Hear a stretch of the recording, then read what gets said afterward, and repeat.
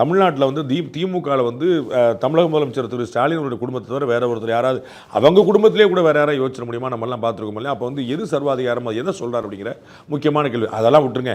மக்கள் நீதி மையத்தில் கமலஹாசன் தவிர இன்னொரு தலைமை நீங்கள் சொல்ல முடியுமா? அண்ணன் கமலஹாசன் வந்து மக்கள் நீதி மையம் நடத்துறாரு. ஜனநாயகம் நிறையா பேசுவார், குடியரசு ஜனநாயகம் நிறையா பேசுவார். கொஞ்சம் கன்ஃபியூஸ் ஆகுவாங்க. அந்த ஜனநாயகத்தில் நம்ம வந்து பார்க்குறது வந்து தலைமையை வந்து எப்படி எடுத்து தேர்ந்தெடுக்கப்படுறாங்கன்னு பார்க்குறோம். அப்போ வந்து கமலஹாசன் அவர்கள் கட்சி ஆரம்பிச்சு இத்தனை வருஷம் ஆச்சு. போன வருஷம் அவர் தலைவர், இந்த வருஷம் இவர் தலைவர், இந்த வருஷம் அடுத்த தலைவர், இன்னைக்கு அவர் தலைவர். நீங்கள் பார்த்துருக்கீங்களா? அந்த கட்சியில் சேர்ந்த தலைவர்கள் எவ்வளவு, வெளியேறின தலைவர் எவ்வளோன்னு பாருங்கள். மாறாக இவர் அடிக்கடி நேரடியாகவும் மறைமுகமாகவும் விமர்சிக்கக்கூடிய பாஜகவை பாருங்கள்.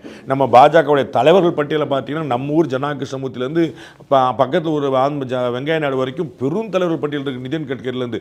ஆனால் முக்கியமான ப்ராமினன்ட் லீடர்ஸ் மட்டுமே வச்சுக்கிட்டீங்கன்னு பார்த்தீங்கன்னா அவருடைய யாருமே ஒரு குடும்பத்தில் கிடையாது. வாஜ்பாய் இருந்தார், அத்வானி இருந்தார், மோடி இருக்கிறார், அமித்ஷா இருக்கார். இன்னும் உங்களுக்கு தெரியும் பெரிய பட்டியல் உங்களுக்கு நம்ம காத்து கிடக்கு. அவ்வளோ பெரிய லிஸ்ட்டு காத்துன்னு பார்க்குறோம்.